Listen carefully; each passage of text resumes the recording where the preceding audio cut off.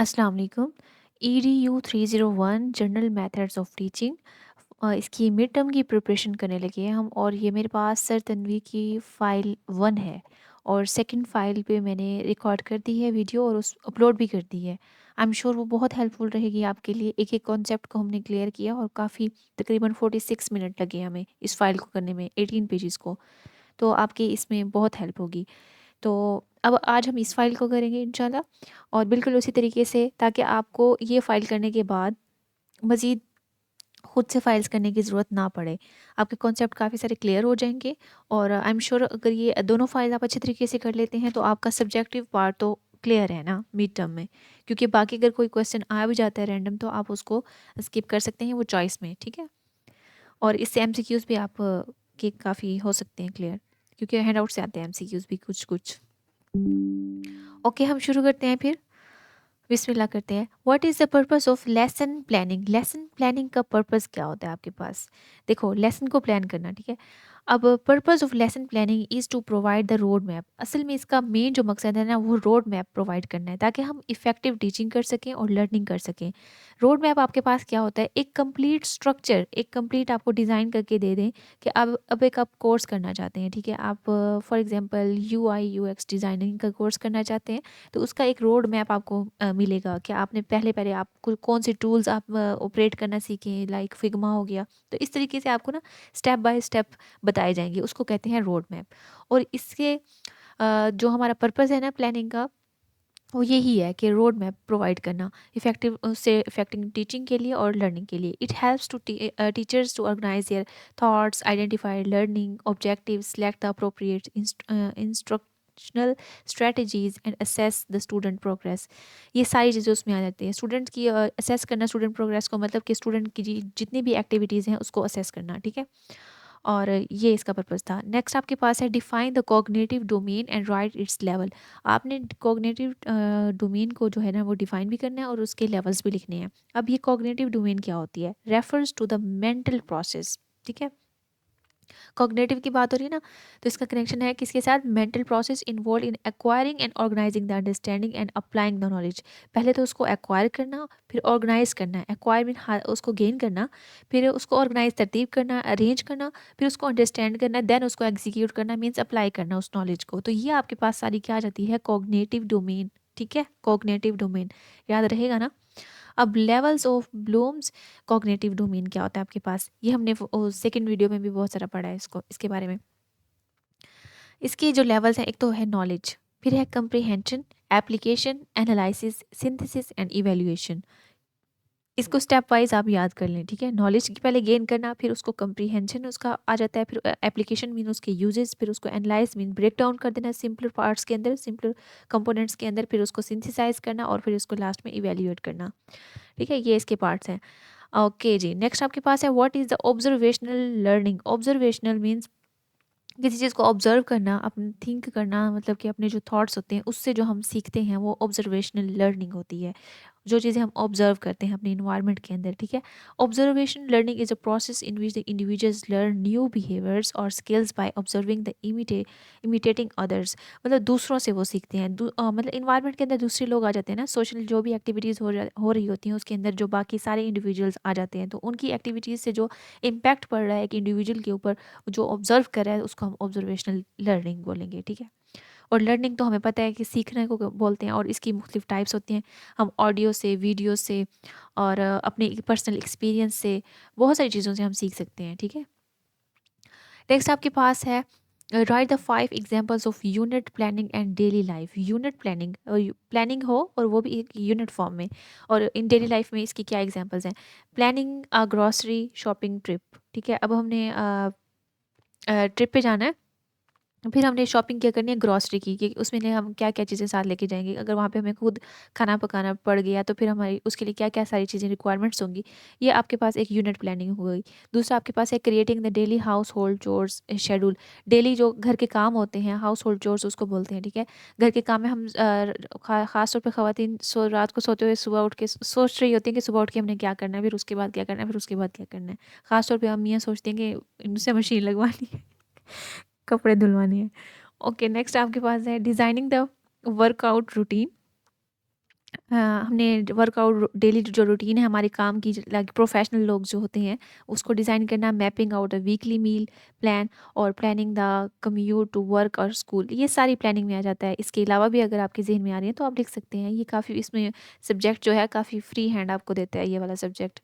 What is a lesson plan? अब lesson plan आपके पास क्या होता है? A lesson plan is structure guide outlining the objectives, activities, and assessment for the single instructional session, helping the teachers effectively deliver the content and engage the students। तो ये सारा कुछ इसके अंदर आता है लेसन प्लान के अंदर। नेक्स्ट आपके पास क्वेश्चन है, what is a social cognitivism? ये क्या होता है आपके पास?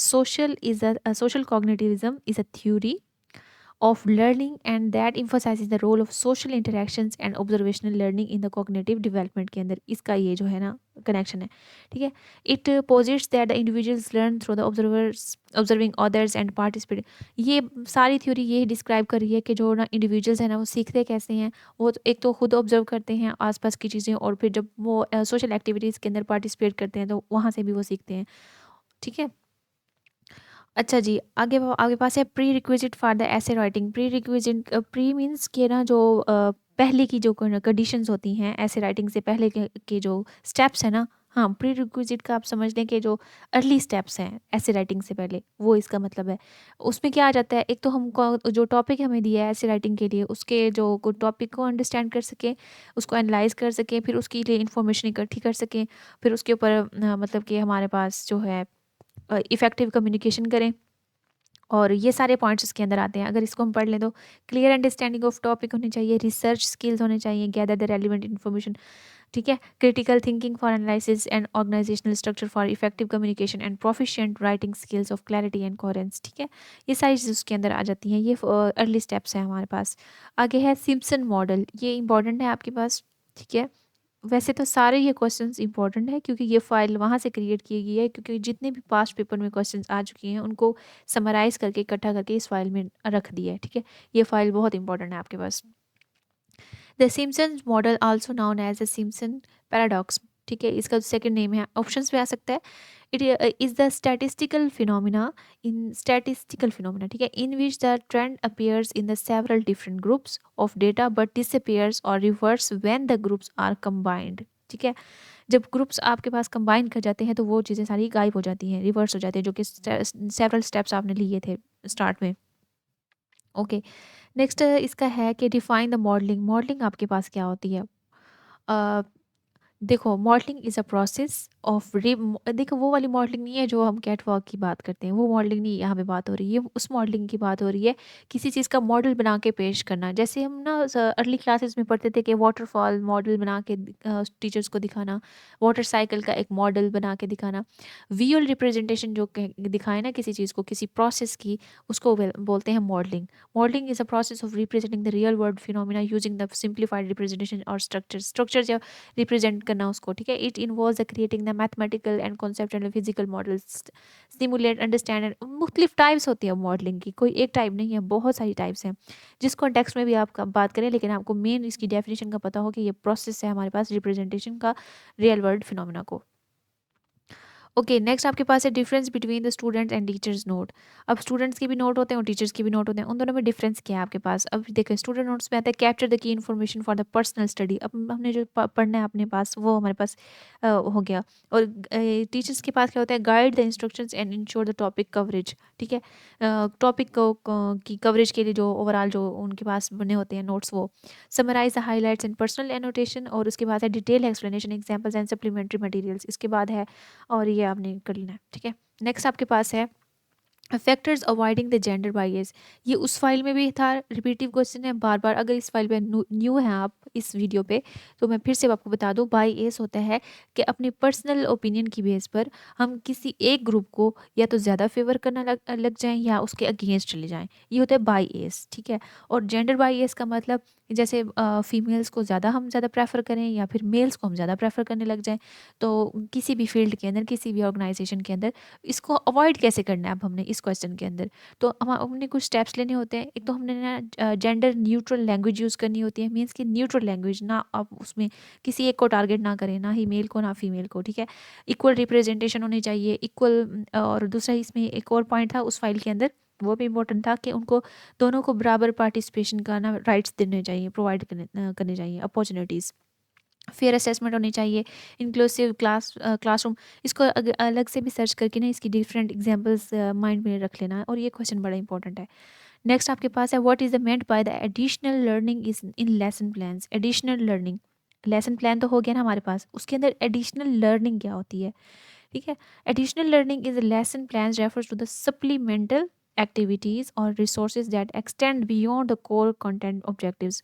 मीन्स कि हमारे पास जो मेन हमारा एक, आप समझ लें कि एक सर्कल है, ठीक है, उसके अंदर जितने भी चीज़ें हैं ना वो हमारे कंटेंट हमारे सिलेबस का पार्ट है, लेकिन उसके बाहर जाके जो बाकी चीज़ें हैं वो भी हम अपने सिलेबस में इंक्लूड कर लें और उसको भी याद करें, तो वो हमारे पास एक एडिशनल लर्निंग हुई और वहाँ से सीखना शुरू कर दें। ठीक है, नेक्स्ट आपके पास है vertical dimensions of planning. Vertical dimension, अच्छा उसको उस फाइल के अंदर था हॉरिजेंटल, इसमें है वर्टिकल। ठीक है, वर्टिकल जैसे आपको डायग्राम से भी नज़र आ रहा है कि in vertical level it includes the link between the standards and benchmark.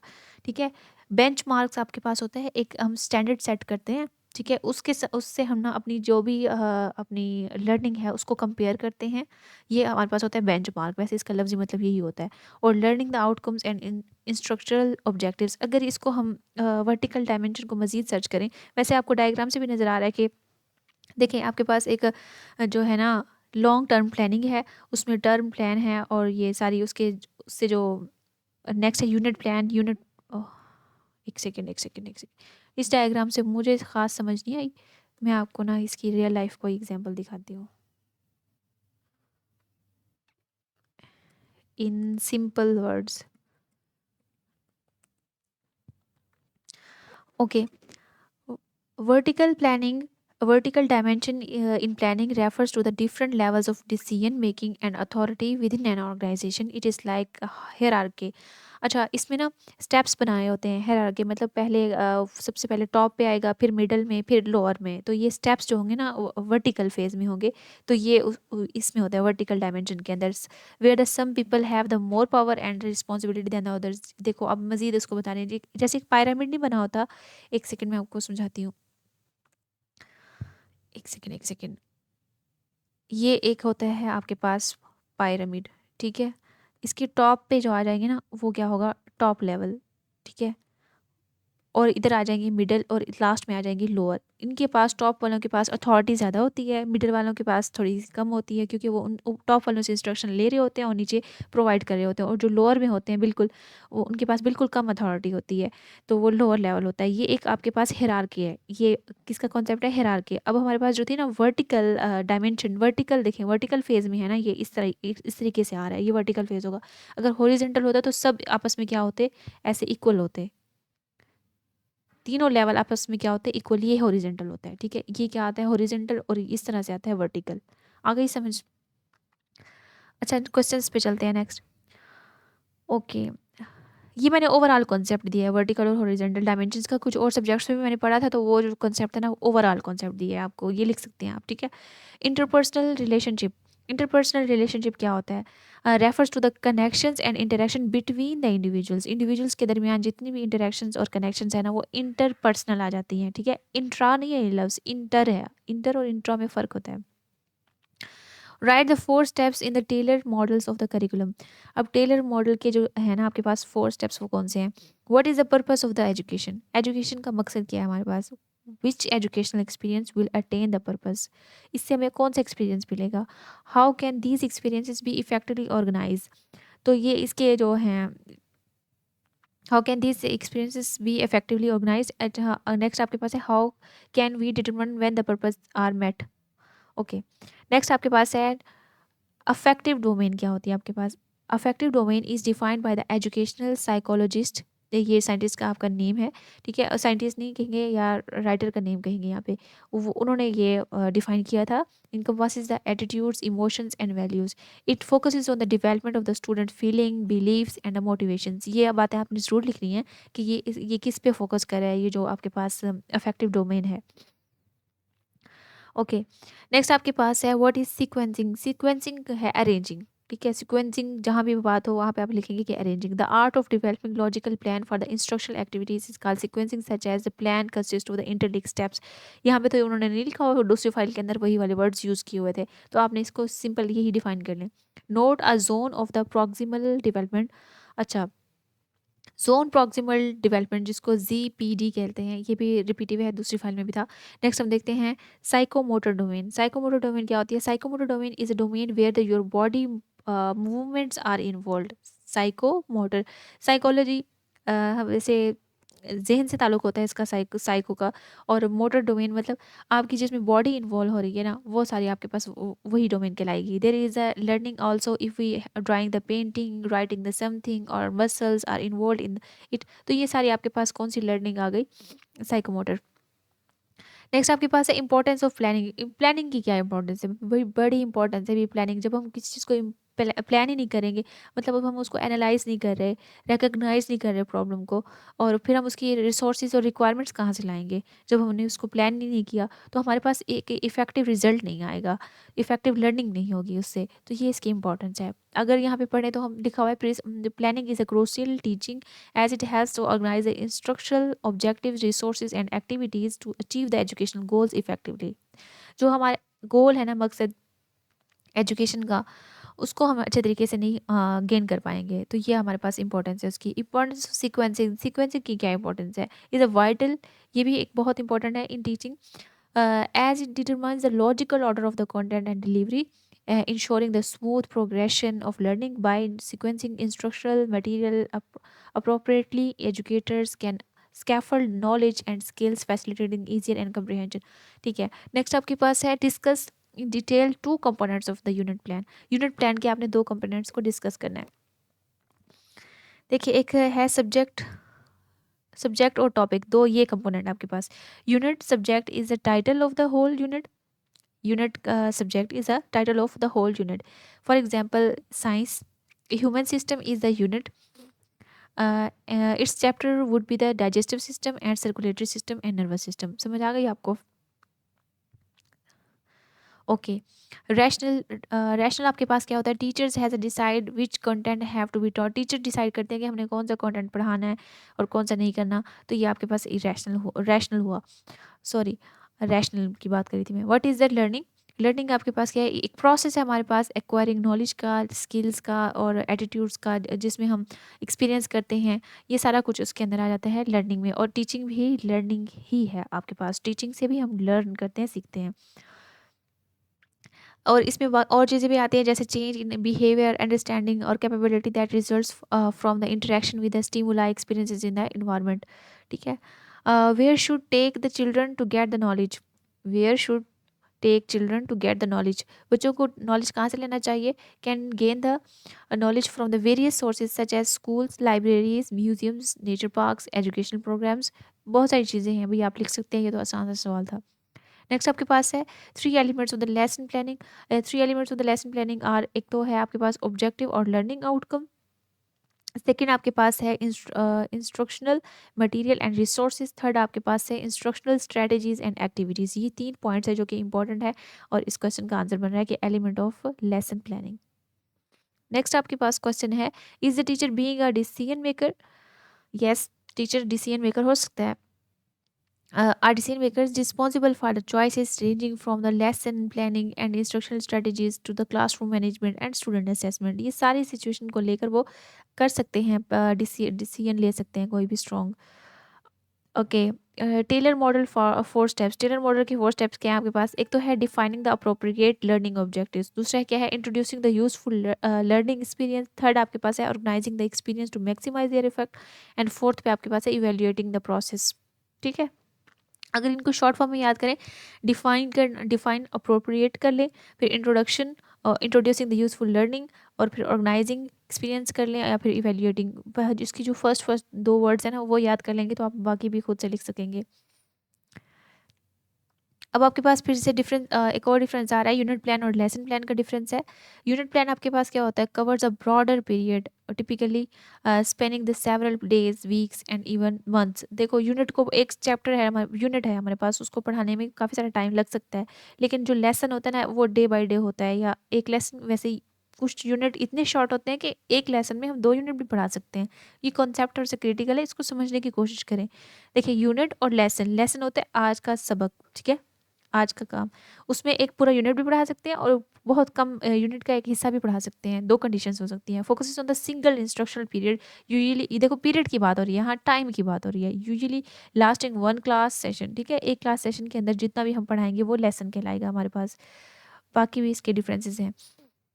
Next आपके पास है, can the interpersonal relationship help the students to become the social? Yes, interpersonal relationship देखो इंटरपर्सनल है क्या हमारे पास कि दो जो इंडिविजुअल्स हैं उनके दरमियान जो हमारे पास कम्युनिकेशन हो रही है वो इंटरपर्सनल रिलेशनशिप है।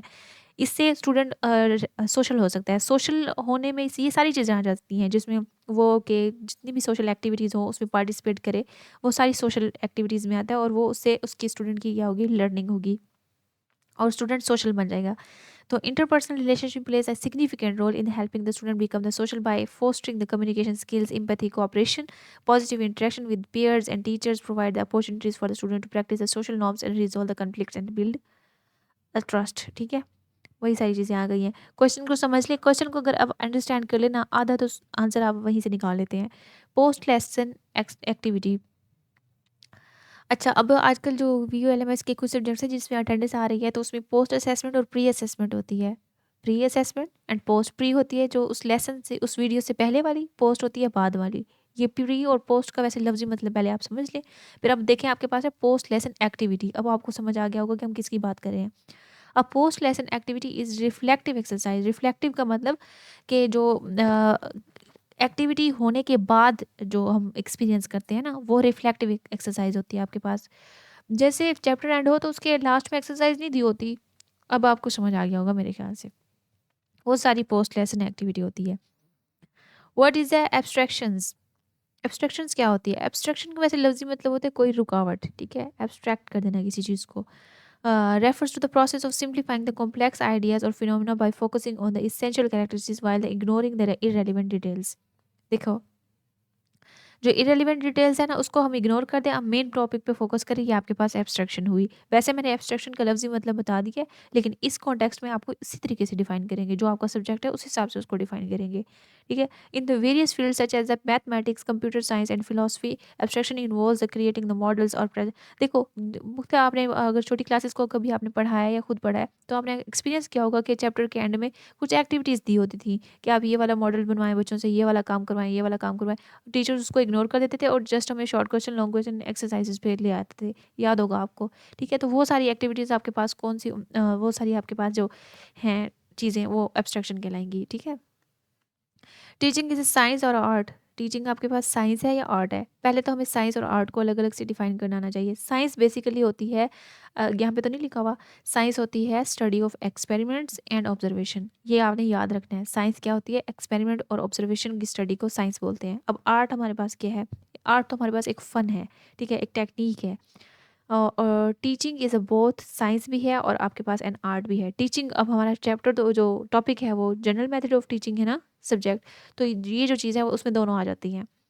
The science lies understanding pedagogical theories, educational psychology, evidence based. अभी साइंस को मजीद अच्छे तरीके से डिफाइन करें, लेकिन जो मैंने शॉर्ट टर्म बताया ना वो हमेशा याद रखनी है और जब भी कोई पूछे साइंस को डिफाइन करना तो वही बताना है आपने। It involves a systematic applications technique facilitated learning. However, the art comes into the play in the no sense of the communication, creativity and lesson planning। ये थोड़ा सा इजी आर्ट जो है ना इसमें फ़न भी है, ठीक है? थोड़ा सा फ़न में इंग्लिश वाला फ़न नहीं यूज़ करी, उर्दू वाला फ़न, फे नून वाला ही फ़न यूज़ कर रही हूँ, ठीक है? अच्छा, राइट अबाउट द पेजे थ्योरी। अब पेजे है ये लफ्ज़, पेजेट नहीं है, ठीक है? जीन पेजे वाज है साइकोलॉजिस्ट था ये, renowned for his theory of the cognitive development। according to the Page, children progress through the 4 stages of the cognitive। अब इस इन्होंने ना चिल्ड्रन के बारे में एक थ्योरी पेश की थी, ठीक है? जिसमें उन्होंने सारे उनके एजेस के ना स्टेजेस बताए थे कि किस एज में बच्चा क्या सीख रहा है, किस में क्या सीख रहा है, किस में क्या सीख रहा है। ये सारी जो डिटेल है ना इसको आपने पढ़ लेना और यही पेज थ्योरी है, ठीक है? और एमसीक्यूज में बहुत दफ़ा रिपीट हुई है तो ये है भी इंपॉर्टेंट वैसे।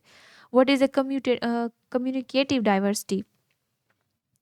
डाइवर्सिटी होता है किसी चीज़ की वैरायटी, ठीक है? डाइवर्स होना, उसकी कई अश्कार होना। और कम्युनिकेटिव मीन कम्युनिकेशन होता है इन्फॉर्मेशन का एक्सचेंज, ठीक है। अब communicative diversity means that students very in communication skills, मतलब अपनी इन्फॉर्मेशन को एक्सचेंज करने में उनके पास वो उनके काफ़ी सारे स्किल्स हों, उनके पास काफ़ी ज़्यादा माहिर हों उसके अंदर। There are some students who stammer very fluently, but teachers needs to know that students can do that. It is responsibility for the teacher to some extent to do speech therapy of the students. मतलब कुछ teacher वैसे अगर इससे हट के हम बात करेंगे, टीचर्स कुछ स्टूडेंट्स से सुनना चाहें, टीचर्स के साथ कुछ स्टूडेंट ऐसे होते हैं जो बात ही नहीं कर सकते, तो उस पे टीचर्स को काम करना चाहिए, उनकी कम्युनिकेटिव स्किल्स पे काम करना चाहिए और उनकी स्पीचेस जो है ना वो इम्प्रूव करनी चाहिए। What are the application levels of the learning? Application level कितने हैं आपके पास? एक तो है classify the following materials in the transparent and classify to the given food into the vegetables, use a formula. Okay, okay, आपके पास next है why should we prevent the practice of the profession by the unqualified. ये भी उस file में था, इसमें भी रिपीटिव है। सिंपल सा बता देती हूँ कि हमने प्रिवेंट करना है प्रोफेशंस के अंदर practice of the profession by unqualified. एक मिनट में एक और क्वेश्चन है ये, why should we prevent the practice of profession by unqualified. देखो, अनक्वालिफाइड होते हैं जो अनपढ़ लोग होते हैं, उनको हमने प्रिवेंट करना है। Prevent practice of the profession by unqualified individuals is crucial for the several reason. एक तो हमारे पास फर्स्ट इसकी रीज़न है कि ensures the public safety as well as being we maintain the standards of the competence in expertise. दूसरा इसका फ़ायदा क्या है आपके पास, it upholds integrity and reputation of the profession. Profession की जो ना रेपुटेशन की बात आती है यहाँ पे, और इसकी इंटेग्रिटी, इंटेग्रिटी कहते हैं सालमियत को, रेपुटेशन कहते हैं शोहरत को, ठीक है। और safeguarding against the unethical and substandard practices. Thirdly इसका क्या होता है, foster trust among the clients and the customers जो होंगे और कंज्यूमर्स होंगे उनके दरमियान ट्रस्ट आएगा कि बड़े एजुकेटेड लोग इन्होंने रखे हुए हैं। तो इसके बहुत सारे वैसे फ़ायदे आ सकते हैं अगर सिंपल वर्ड्स में भी लिखें। Absorption of the performance objectives. Absorption इसकी क्या है, learning is the exchange in behaviour and learning can be measured. Third आपके पास है observed learning outcomes of the, ये इतना इंपॉर्टेंट भी नहीं है वैसे, लेकिन करना आपने ज़रूर है। Why the resources are important for the lesson planning. Resources बड़े इंपॉर्टेंट है, रिपीटिव है आपके पास, क्योंकि रिसोर्सेज अगर हम ये उस फाइल में भी था, रिसोर्सेज नहीं